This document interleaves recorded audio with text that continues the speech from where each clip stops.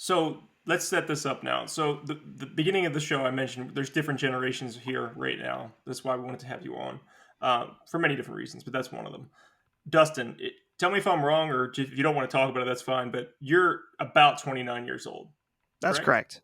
Yeah, I'll be 30 in September. So I wish. I am about 10 years older. I am 39 years old. And Wes, you're welcome to talk about it if you'd like, or just say it's been a while. I don't know. Enough said. Let's just say I'm the oldest. But clearly, three distinct generations of gamers, which is why we wanted to have this retro topic to bring different points of view to everybody. So the first question I have, we can open this up to everybody.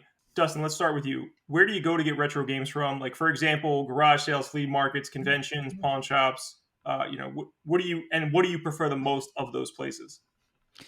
it's tough. Last summer was when I really got back into collecting. I had collected back in high school, and it's funny, man, because just thinking back, it was so much easier to collect back then because you could hit up yard sales and garage sales and flea markets and get some awesome stuff for a really low price. But this past summer, I did a lot of yard sales and stuff and found so little. And then sometimes when you do find something, someone just thinks, oh, well, it's this much on eBay, so that's how much I'm going to sell it for. So I want to say yard sales and think about the glory days, but it's so tough now. So for me, I really do like conventions.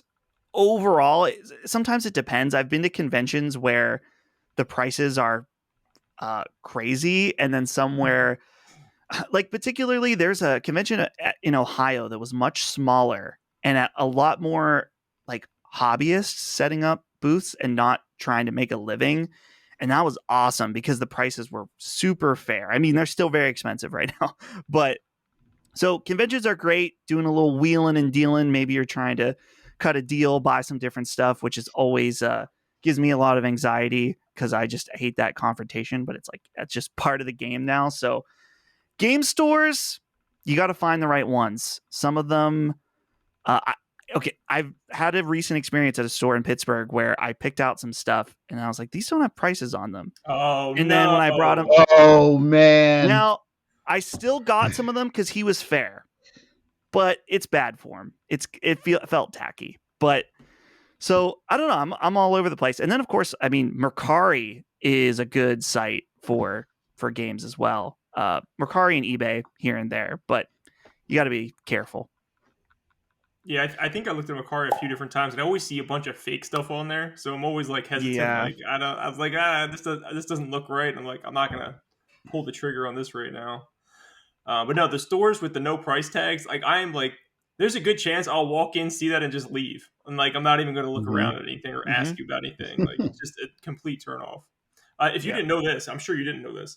Wes owns his own game store. He's a co-owner. Dude. Yeah, man.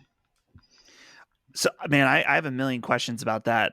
Like, I've always wondered. I'm like, because sure, you're a collector, so I'm sure you have it often a battle of, do I sell this to make money to do my job, or do I keep it for me?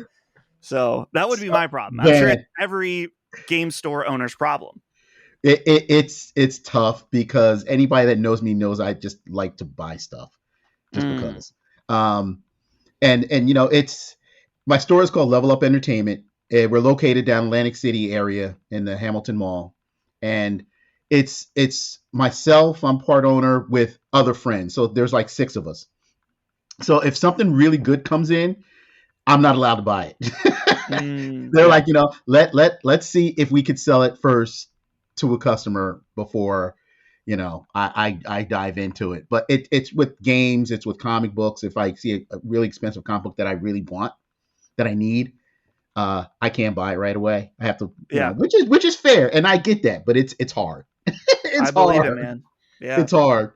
So Wes, same question to you. Where are you? I mean, obviously the store, right? That's going to be clear. But other than your store, outside of my store, or have you, like, you know, when's the last time you went hunting? Are you still hunting, and like, where do you like to go? I like to find like retro stores, like my own. I very little will I do like eBay or Mercari and stuff. I don't really do like every now and then I may do a flea market. Um, Conventions like comic conventions lately for the past several years at a comic book convention there's usually 2 or 3 video game vendors, so I'll pick up some stuff there, but mostly it's like I will hunt out a store across multiple states and just take a day and just go. That's awesome. I For like I like to hunt. I like to go and physically touch it and smell it and all that good stuff. So Yeah, for me, it's definitely not stores, and there's one specific reason. There's no stores anywhere near my house. Everything's going to be at least a 45-minute drive. So it's like, Dude, same for me. There's only stores in Pittsburgh. Nowhere in my hometown has a game store. Yeah, I have to drive to like Riverside or like, that's probably the closest place, and that's probably about half hour, 45 minutes. But I used to, so pre-pandemic, let me talk about that for just a split second. Pre-pandemic, I was in like, resale shops. We have a lot of resale shops where I live, so I would go to those constantly. Goodwills, things like that. That's where I spend a lot of time, but being successful there is just like really, really impossible now. So eventually, even before the pandemic ended, it was already in the decline, and I've kind of like gave up because I was spending time and gas, traveling to these places, and even if they're not far, I'm going to a few of them in a day, and finding maybe one thing if I'm lucky, So, just one quick story about last summer when I got back into yard sales. The first yard sale I went to, I was thinking about hitting them up, but I was like, I don't know. And then we drove past one. I'm like, let's go check it out.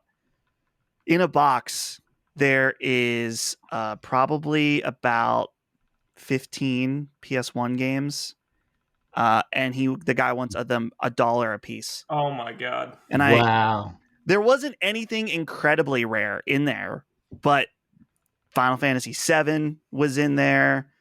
Maybe another Final Fantasy game too. And then just a bunch of commons. But I'm like, dude, I will buy basically any game for $1.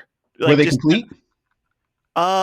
Pretty much. One or two of them were pretty cracked as far as the outside case. But dude, the Final Fantasy, I was so mad. I was at Too Many Games the week before, and I really wanted Final Fantasy VII. I knew it was common, but I was like, screw it. I'm just going to get a copy. It was like $45 or $50. And the next week, I found one at a yard sale. But the funny thing about that was that high from finding those games drove me the rest of the summer, and I found very little the rest of the summer. It was like I struck gold and then never again for the rest of the season. So, we'll take it. Hopefully I can, maybe if I can get one more thing like that this summer, I'd be pumped. Yeah, you really got to keep finding stuff to keep you going. You get burned out after a while. Having that initial find is awesome, though. I mean, the first few times I went, I didn't find anything, but at one point I found, I think 3 or 4 like complete in box NES games, and they were like $5 a piece. I was like, wow. I'm all over this. Awesome.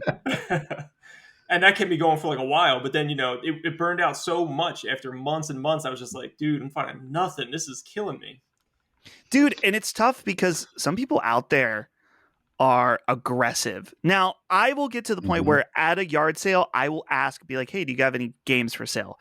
Because I have had people pull out games and then sell them to me, which is awesome. Not usually anything great, but I found now Facebook Marketplace, if you list something, for example, either my wife or maybe this was my mom was selling something, and then they told me, they're like, dude, someone just messaged me and asked me if I had video games. The thing they were selling was not games. So there are people just going on Facebook Marketplace, finding anyone locally that lists something and then just asking them if they're selling video games in hopes that they're going to say, oh yeah, I've got this old console or whatever. So people are aggressive, man. And that's the problem. Man. That's intense. It is baller. It's more aggressive than I would want to be. But I mean, hey, if you've got it in you, go for it. Well, what do you guys think about like thrift shops? Because the few thrift shops we have in my area, I went to check out and see what they had games wise, and they had decent amount of games, but the owners, like you said, it's like they look on eBay and they price their stuff for what somebody's asking for it, and I'm like, that's ridiculous. So I kind of like backed off of thrift shops because they're all I've had bad experiences. So I was like, I don't. How do you guys feel about that? Yeah, I know that Goodwill now, they have like a a bidding site where they're, I think, Mm. instructed that if they find games, they're to look them up and potentially not even sell them in their store. They're supposed to, Oh I don't wow. know, send them to their some kind of corporate place where they put them on a bid thing. But yeah, it is always funny when you see, I mean, sometimes you'll see things, at least they'll try to price them appropriately, but sometimes you see things that are like, dude, that's not worth that. Like, what are you doing? But I found every once in a while I'll find a couple interesting common games. Like Mhm. I found like a Dance Dance Revolution game that I don't have, or some other PS2 game, and it's like, it's $2. Why not? I've got space on the shelf. Pick it up. Might as well. Yeah, I get common games and stuff all the time. So it doesn't matter what it is. Like you said, if it's cheap enough, worst case Mm-hmm. scenario is like you can Mhm. take a stack and trade them in and get something for it. More if you know that it's more than like $1 or whatever you paid for it. Yeah. Um, but to Wes's point about the reseller, I think it depends on the business. There's a lot of independent stores where I'm at, so everybody runs their business a little differently. I did go to one place that it moved, but it was like right next to my house all the time because it was so close.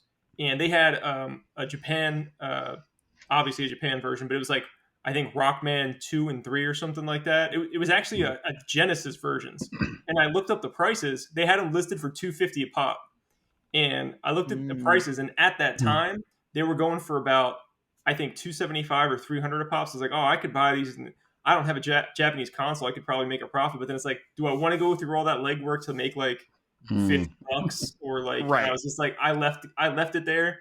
I went back like a day or two later. They were gone. Someone picked them up. But it's just like, to your point, Wes.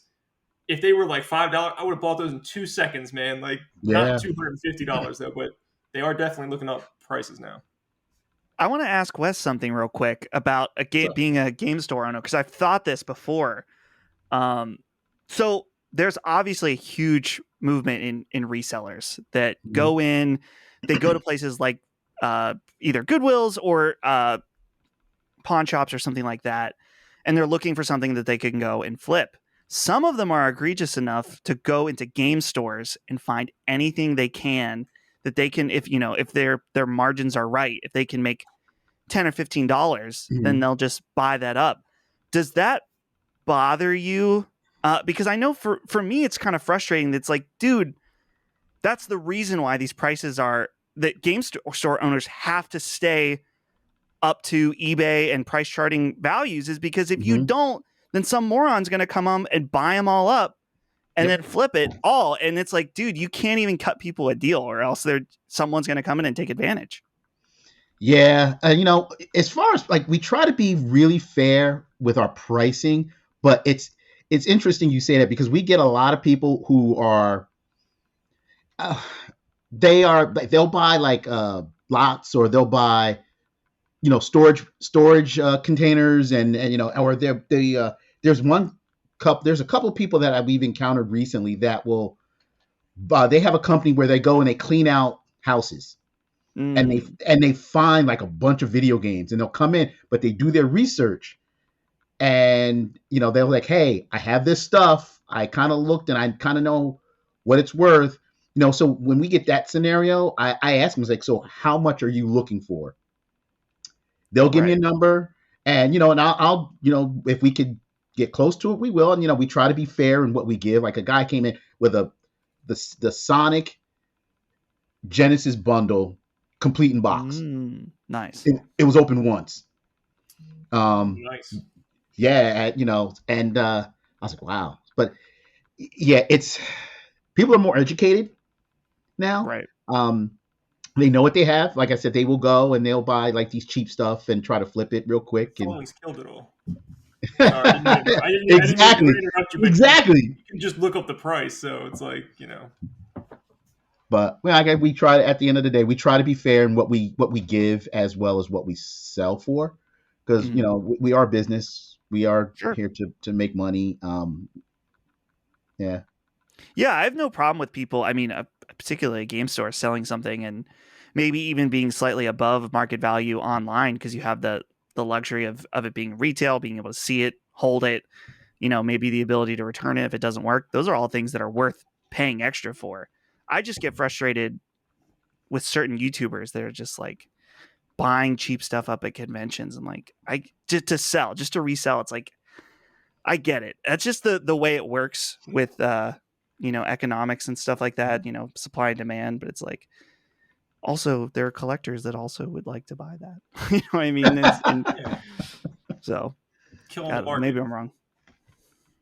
No, I don't think you're wrong. I think you're spot on with that. Those people are just there to make a profit, which brings the price up because there's one less copy that's reasonably priced, so people are going to have to pay more for it when that guy goes to resell it.